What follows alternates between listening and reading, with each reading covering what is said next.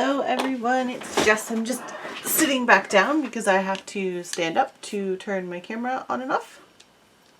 My scissors don't want to stay closed anymore. Okay, just move some of the stuff out of the way. I've been having a bit of a play around with my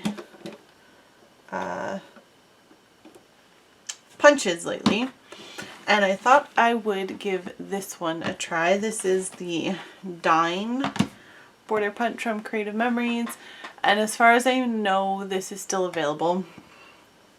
I'm going to make a Thanksgiving fall border with mine. I don't know what you would use it for other than Thanksgiving, but maybe like a festival, like a fall festival. We just went to one the other day.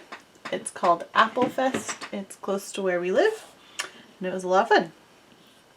So let me give you the measurements for these. I did write them down.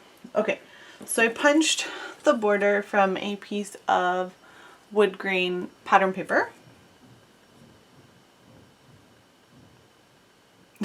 Sorry, my dogs are making a lot of noise upstairs right now. I punched it from a wood grain pattern paper, and I do have the wood grain running like through this way, horizontal through the punched edge, or punched piece, sorry. This particular border punch does punch, like it's not an edge border punch, it releases the punch, whereas like this one here, let me show you the difference so I can tell you when you're looking at your punches. This one is an edge punch, only where the silver is cut, so there's no silver down here, so it doesn't cut there.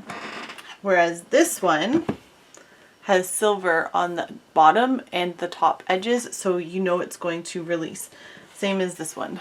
It has silver on both sides, so it's going to cut that spot. So you'll be left with the middle portion, the blue, as it were. So hopefully that helps anyone or somebody out. Yeah, I have a stack of border punches beside me. Luckily they do stack fairly well. They kind of like nestle into each other a little bit. Then I have this piece. This was cut from a pattern paper that had border strips on it, but I measured it and it's 3/4 of an inch. So if you have something that, a pattern that you like, you just cut it to 3/4 of an inch. Or if you happen to have this Doodlebug, what was it called?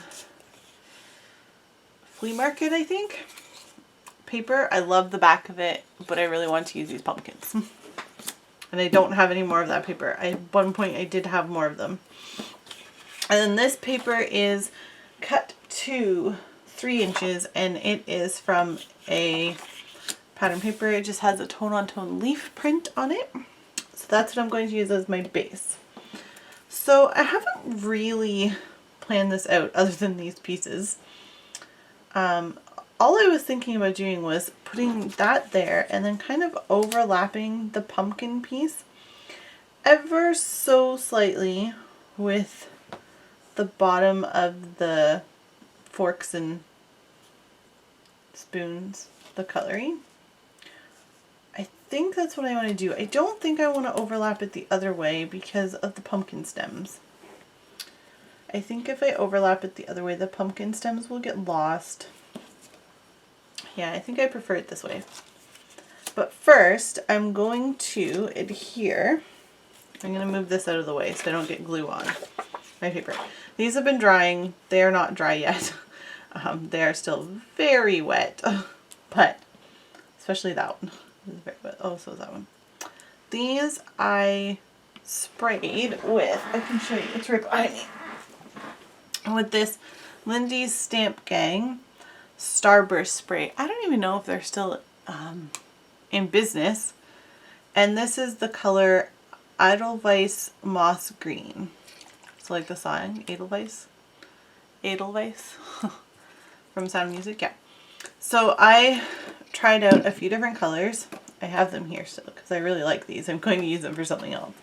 I tried out several colors, and I liked Well, I actually liked the pink one and the green one, but I went with the green because there's green in the pumpkin stems. So I thought it would coordinate well. But those were the other colors that I tried. Very fall. Love this one. Love that. That's, these are slightly different products. These ones. I can show you what they look like. Get a little off track. I'll grab that one. So that one is called Maple Syrup Bronze, and it's a Starburst Squirts. So the formula is slightly different between the Starburst Spray and the Starburst Squirt. The Squirt is very much, it stains everything.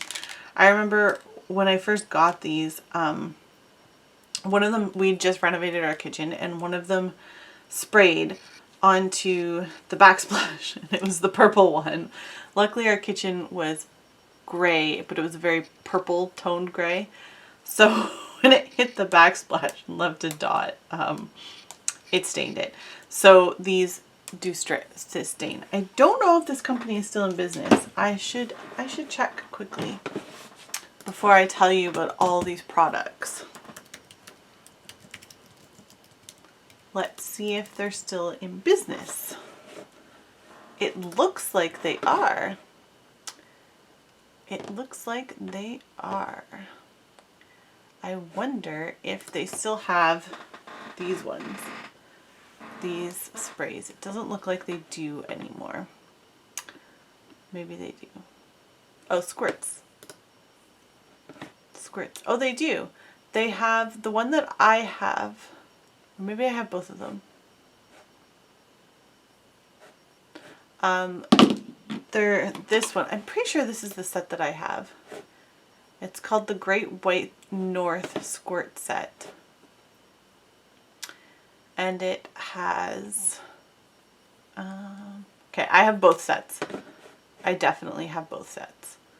Because the other one is what this one came in. Yeah. So... they are still available. You get 5 of them for $25. Love them. I've had them a long time. I've not run out. I might actually look at their shop when I'm done this. But anyways, great product. I love their sprays. They also have these powders called Magicals. They are magical. They're amazing. But anyways, so that's that color there. It's really pretty. Okay, so I am going to use liquid glue to glue these down because they are wet still. And I worry about using tape runner because it will just peel up the paper on the back. Oh, these are 1 1/8 inch circles, and they just fit inside the dinner plate, leaving a teeny tiny little edge. And that did just spray everywhere. And I'm getting gold all over my fingers. That's good. Oh, this one's still so wet. I should have let these dry before I tried to do this, but alas, I am impatient. I'm going to use the more dry one for the end pieces. Okay. So it's not quite a perfect fit, but it does work well enough. This one I tried inking it with Distress Inks first to see if I liked that, but I didn't like it. I was just wondering why the glue was coming out, but there's holes in the dinner plate. Okay, I'm going to use that one for the end. I thought I cut more of these than I did. Apparently not. That's okay. Hopefully it works. Okay, for this one I'm going to put the glue on the border instead of on the circle because it's going to go off the edge. So, do that. Oh, wipe up my glue. And then I'm going to trim off. And same with the other side. Just going to put some glue here around the edge. not quite the right size, but that's okay. I will just make it work. This one's just going to have a little bit more of a border around the circle part than the others, but that's all right. I don't think it's overly noticeable. And then, oh my goodness, they have like a banner on their web page, and it's flashing all these colors that are limited edition. I'm like, I want them all because they're so pretty. Anyways,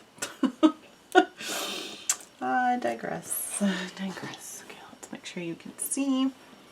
So now that I have those circles glued on, I am going to see how I want this positioned. And then I am going to use wet glue to glue this down because of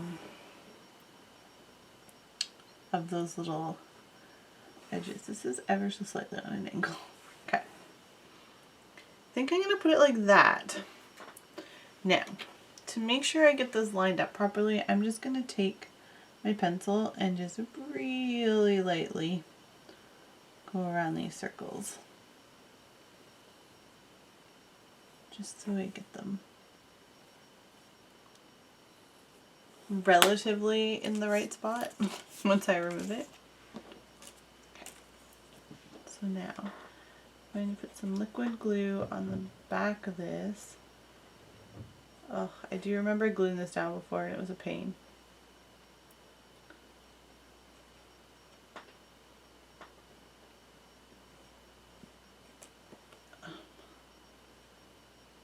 I'm using very little glue. It will stick. This is a pretty good glue that I'm using. It's definitely my current favorite liquid glue. It's called Barely Art, the glue I'm using. And if you buy it in the kit like I did, you get a refill, but you also get all the pieces for the top. So I have a precision tip on mine, makes doing things like this really easy. It's not unlike the fine liner bottle, same idea. But I find that this works better. Like the tip itself works better. Okay, I'm gonna grab my tweezers. There's what glue all of it. Actually, no, I'm not. Changed my mind when I picked it up. Okay, now I went so lightly with the pencil that I can't see it anywhere. Oh, I see one. Okay, I see one here. So out of all of those, I could only see one pencil mark. Okay, let's glue down this. I'll just use regular tape runner, and I'm sorry if you saw my head in there. I was trying to get it lined up properly. Okay, you might see my head again. I'm sorry. Okay, so I want this. Oh, that's on an ankle. I want this overlapping the edge of the cutlery, but not the circles. This is popping off because it's wet. Okay, when I'm done, I'll put, my fingers are so green. When I'm done, I'll put something heavy on top of this, like my glue bottle, just to encourage that one to stay flat, because it doesn't want to. Now, I have a bunch of stickers, and I was kind of thinking about putting something in the circles, but now I'm not sure. Now, kind of wondering about putting something like this on here, popped up. And I think I will. I like that. I like how that looks. Now I have to find my pop dots or my foam tape. I can't find any of them. I have I play bagpipes, so I have my bagpipe thing on my desk, and I have punches on my desk, and I don't want this to roll off because it's a really good one. So I'm trying to... I need to clean my desk. That's what the is here. It's a different punch. I know my foam is over here. I just have to get to it. It's underneath all of my punches and my keyboard. And okay. Perhaps it will just be easier to get different foam out. Right. This isn't my foam that I like to use, but it's going to have to work. Okay. When you put things onto borders, be aware of the fact that some of it might hang over the edge. Now, this border is thick, so it's not going to hang over the edge. But if you have a thinner border, be aware that your element might hang over the edges. And you might have to just put adhesive on in the middle area. Sorry, this is sticking to my fingernails. I just cut all my nails yesterday, so I'm struggling a little bit. When they're too long, you can't do anything. And now that they're short, I can't do anything. Oh, the problems. The problems. Okay, one more. I'm putting extra on because I don't want it to sink down in the edges. I think I'm going to put it here because I like the idea of putting it between these two green circles. So I'm going to put it there. And now for the most riveting part of scrapbooking or crafting, the peeling of the foam backs. These ones aren't too bad to get off. The ones that I typically use are a little bit more difficult to get the backings off. They are the scrapbook.com ones. They're a little bit more difficult. Just going to position that overlapping both green circles. And then I might put something small down here. Probably not a word, but I was wondering about maybe like this blue flower. Just for some color. That green is actually a really good match. So I'm going to put that there. Just for a little bit of color. And that's all I'm going to add. There's a giant camera on there. So this is a fairly simple border. If you wanted to, you could take one of these shimmer brushes and go over the paper elements. I do that often with die cuts just to make them stand out a little bit more. You could add like a journaling spot on here if you didn't want to put a decorative element. You could put a little journaling spot here. That works really well. And you absolutely don't have to spray your circles.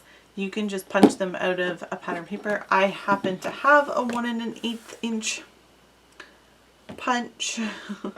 If you don't, you could use a 1 inch punch. It would probably be fine. Or 1 1/4 would probably be too big. But yeah, that's my simple fall Thanksgiving themed border. I hope you enjoyed watching this and come back soon for more videos. Bye everyone.